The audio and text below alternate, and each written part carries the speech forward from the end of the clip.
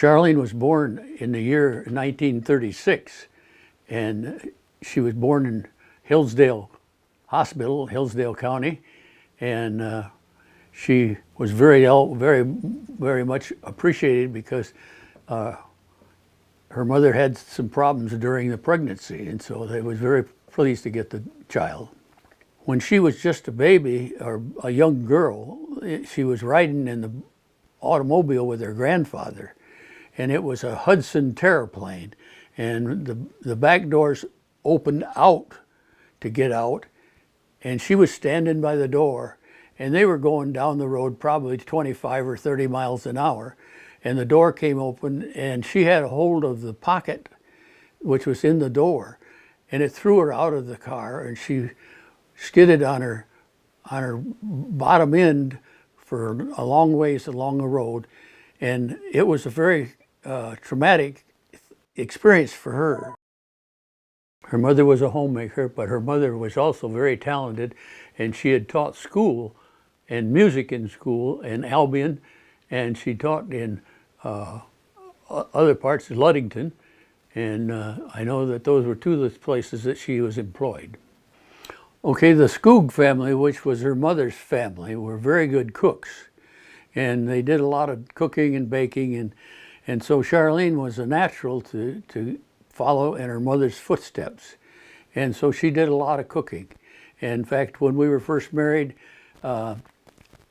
we didn't buy a loaf of bread for probably 3 years because she would always bake the bread at home, and we would use homemade bread. And so she does have a very good background in cooking. Father was a merchant in Reading. He was a hardware owner, and he enjoyed his hardware. He really did a lot of work in the hardware, and it was just really, it was his life. They had a nice apartment above the hardware, and it was easier for her dad to get to work, and it was easier for her mother to prepare a noon meal, or Sharlene came home for lunch during her high school days. And so that worked out very well. She used to help her dad. She would, sort the nails in the nail bins, and she would clean the floor, and she did a lot of arrangements of particularly in the household part of the hardware. Sharlene always loved the outdoors, and she loved flowers, and even though they lived in town and they lived above the apartment, or above the hardware, she had a flower garden out behind the store, and she would plant flowers there every year and take care of them. And she just loved to see things grow. Sharlene was a very much a pet lover, and she loved her dog. She had several dogs, but her first dog was named Tiny, and that was probably where she really got started. And throughout her years later, she had several dogs, and she loved them like you can't believe. Well, Sharlene was a very passionate person, and she loved her family, and she loved her dogs, and she loved her pets, any of them. And those were some of the things that I admired about Sharlene, because she was interested in nature and in animals. Well, Sharlene was always interested in music, and so her years when she was young, she was around music all the time. Her family was musicians, and her father played the drums, her mother played the piano, and her mother taught music. And so she really couldn't escape not having music in the home. She started playing saxophone in the 4th grade, and she played it all the way through her grade school and high school, and she was very successful playing that instrument, and she got several awards, and she was recognized by a lot of the people, including the local paper, for that. And music was one of the things that she did all of her life. when she was in probably about the 8th grade, she was taking dance lessons out at Hemlock Lake at the roller rink, and she learned how to dance on roller skates. And there weren't many people that did that at that age, at that time. So she was kind of a leader in that sport, and she was very good at music, and so music and roller skating went together. As an officer in the student body, she was the secretary of the Reading High School student body, and she carried out the responsibility by taking notes at meetings and promoting the events that the school was having. And so that's kind of the way she functioned. She was very active as far as promoting Reading High School. Well, it was through the school that she learned about what was going on in Washington, D.C., and she wasn't really a politician, but her father was kind of a politician, and so she wanted to go to Washington, D.C. so she could see the president and see the landscape. And so she talked her dad into taking her, and she was in the 8th grade when she went to the Washington, D.C. Yeah, in fact, the photo with them in front of the car made it back to the Reading Hustler, and it was published in the Reading Hustler so the reading people could see it.